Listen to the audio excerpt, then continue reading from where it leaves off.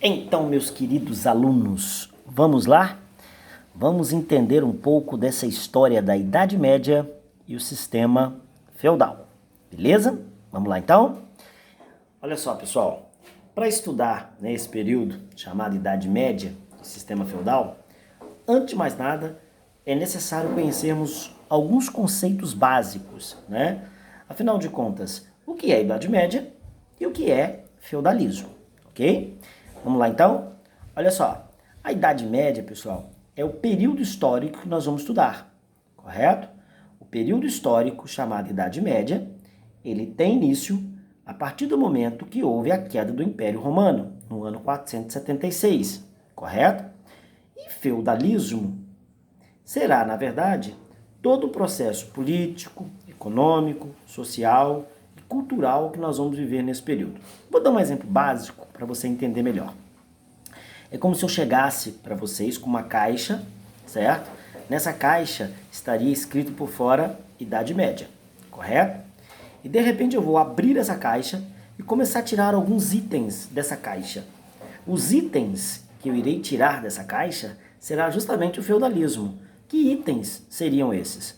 A forma política na Idade Média, a estrutura econômica da Idade Média, a questão cultural na Idade Média. Então seria mais ou menos um exemplo básico para você entender que a Idade Média é o período histórico, correto?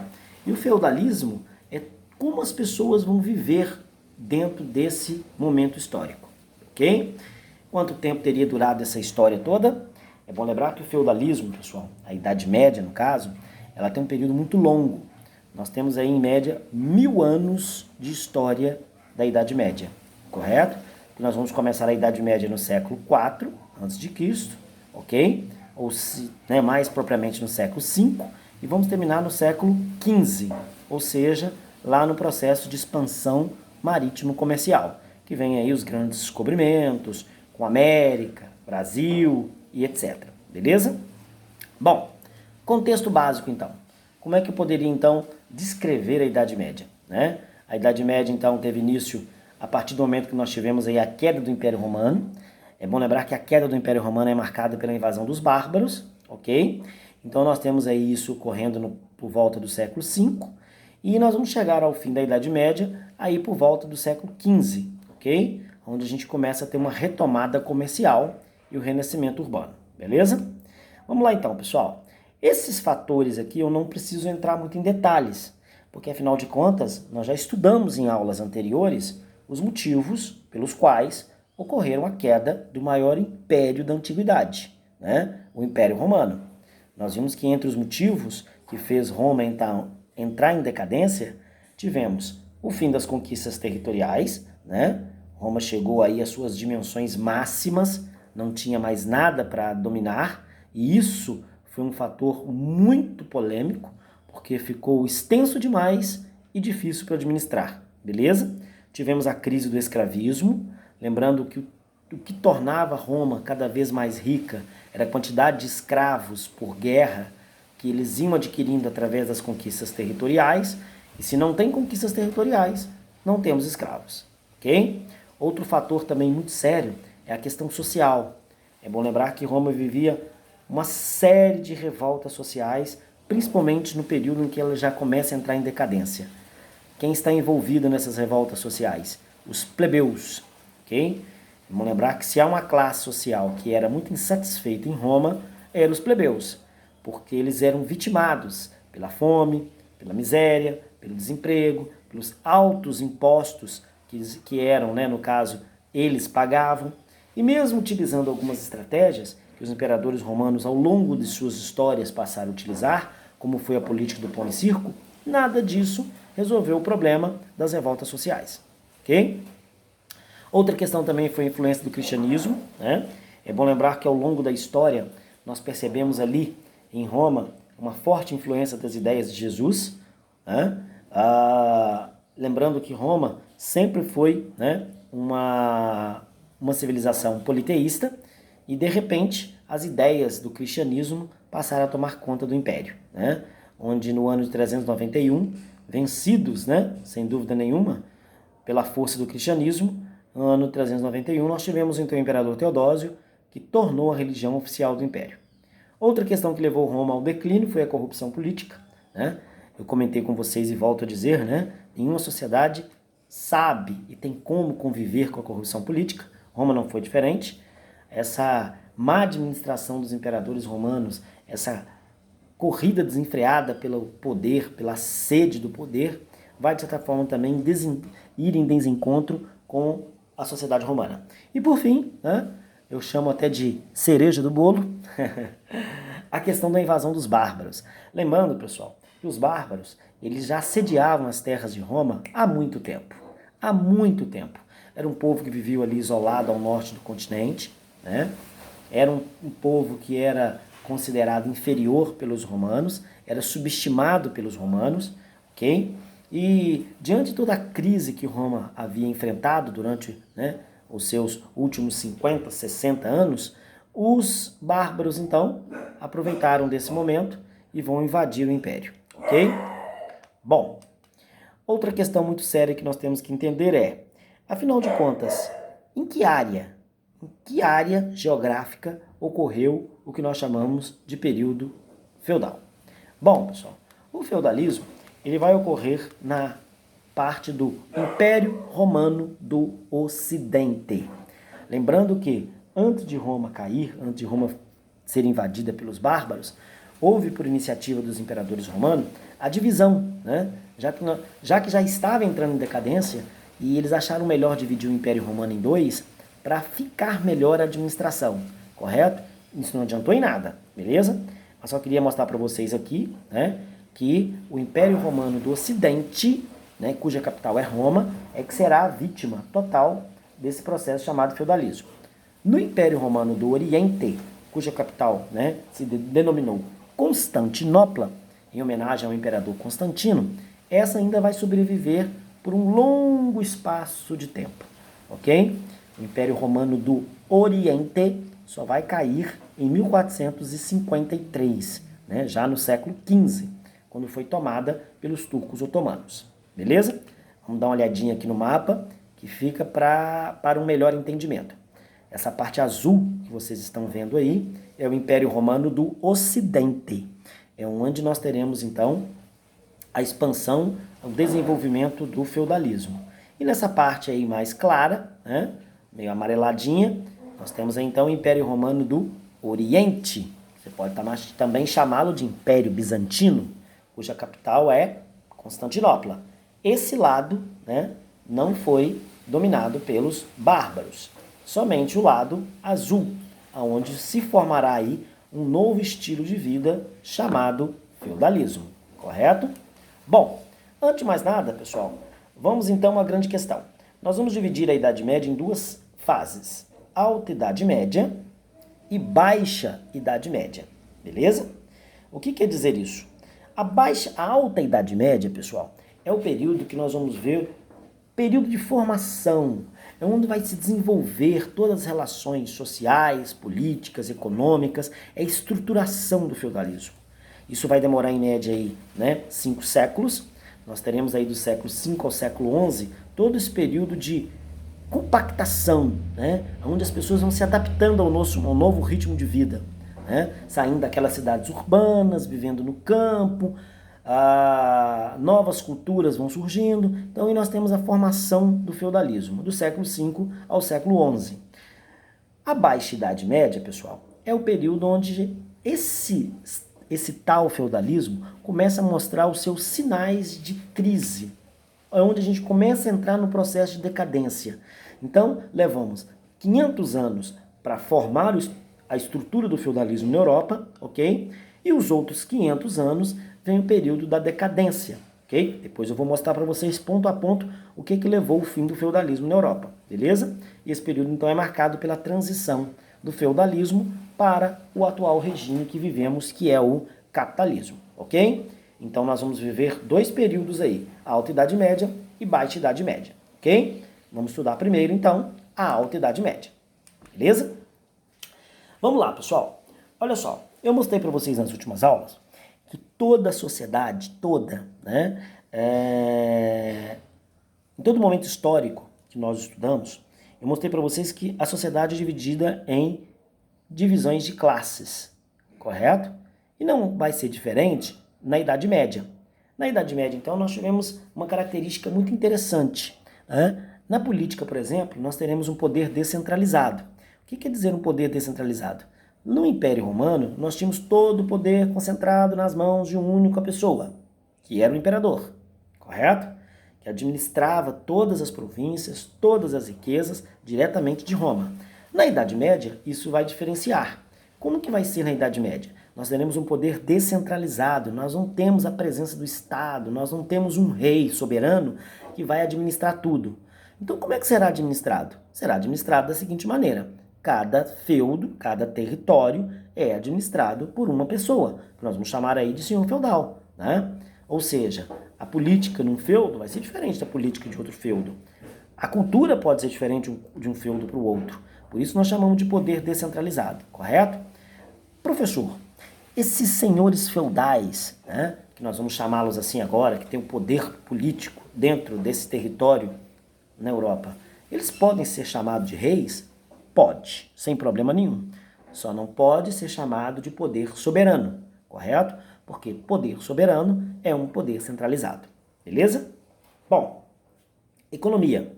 Olha só, pessoal, a economia da Idade Média é muito simples para entendê-la. É bom lembrar que é uma sociedade campesina.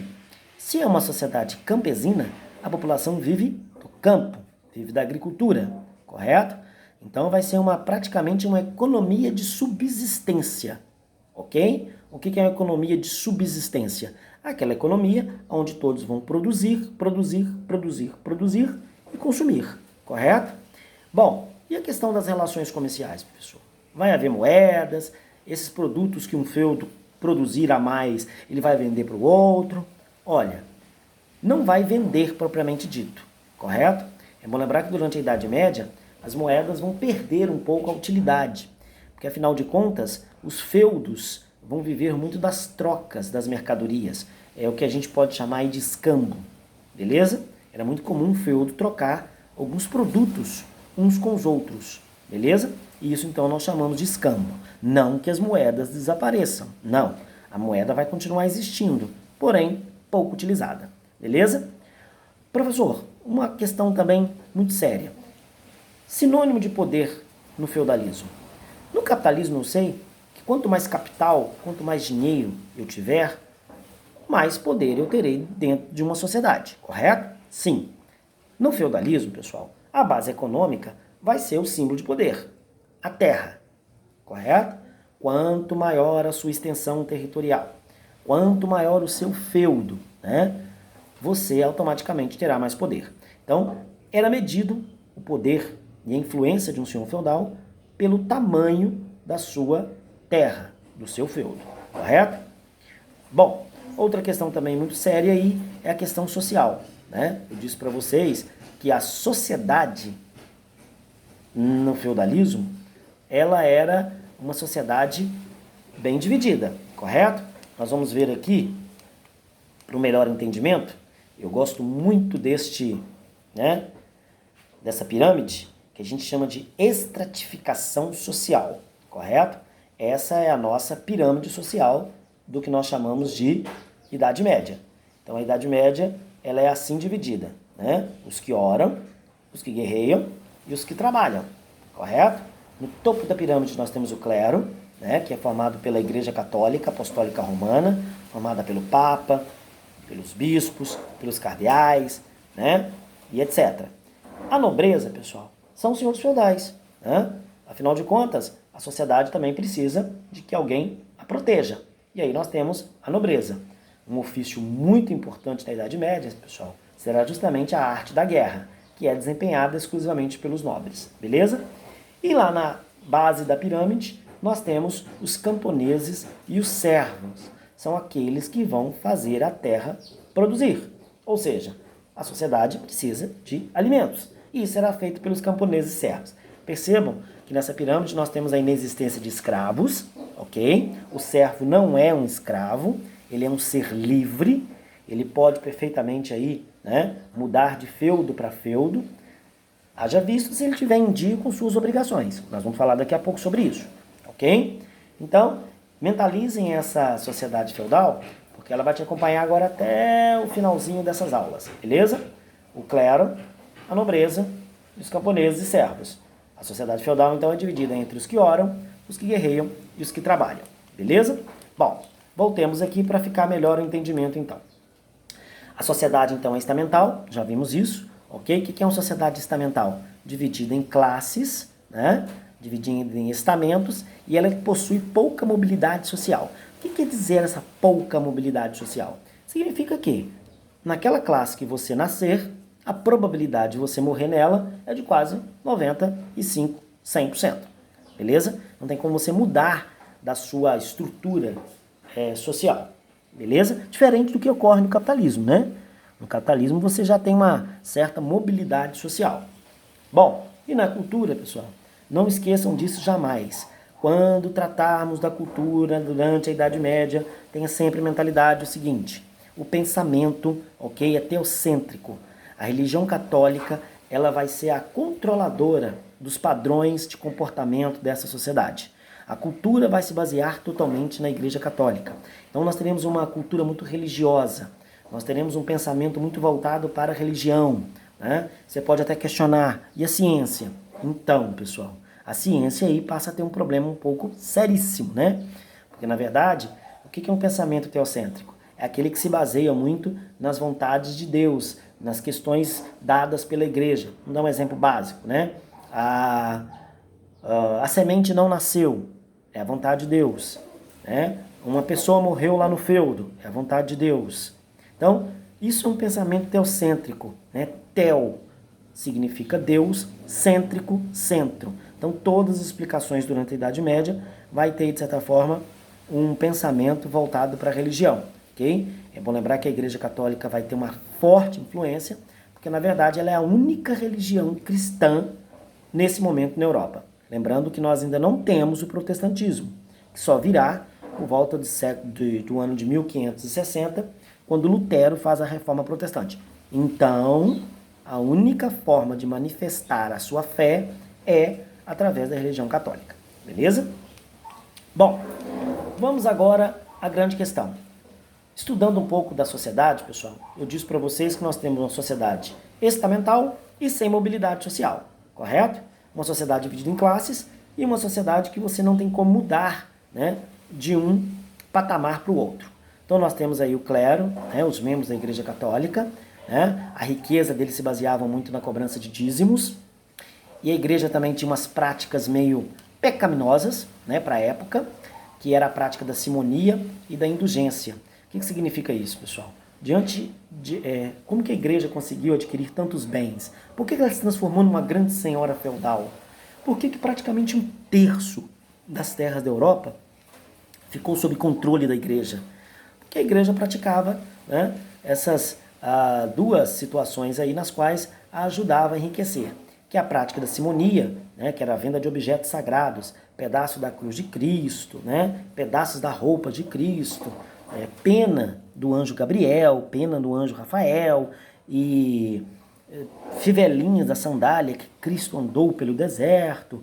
Isso era adquirido pelas pessoas como um sinônimo de fazer parte da salvação. As pessoas compravam esses objetos pensando, né, divulgados pela igreja, como se fossem objetos sagrados e que isso automaticamente teria parte com a salvação. E a indulgência, pessoal, ela ia um pouco mais além, né? É onde a igreja vendia lotes de terras do céu. Isso era um grande índice do que ocorria. A igreja pregava muito desapego pelas terras aqui na terra, em troca pelas terras no céu, correto? Vendia cargos dentro da própria, né, estrutura da igreja, como cargos de bispo, de cardeais. Isso tudo era vendido, né, trocado com os senhores feudais por questões de terras, beleza? E diante da situação toda, ela vai então exercendo uma forte influência na educação da sociedade feudal, beleza? Aí os nobres, né, são os nossos grandes proprietários de terras, e além de fazerem parte da aristocracia agrária, eles também são responsáveis pela segurança do feudo, ok?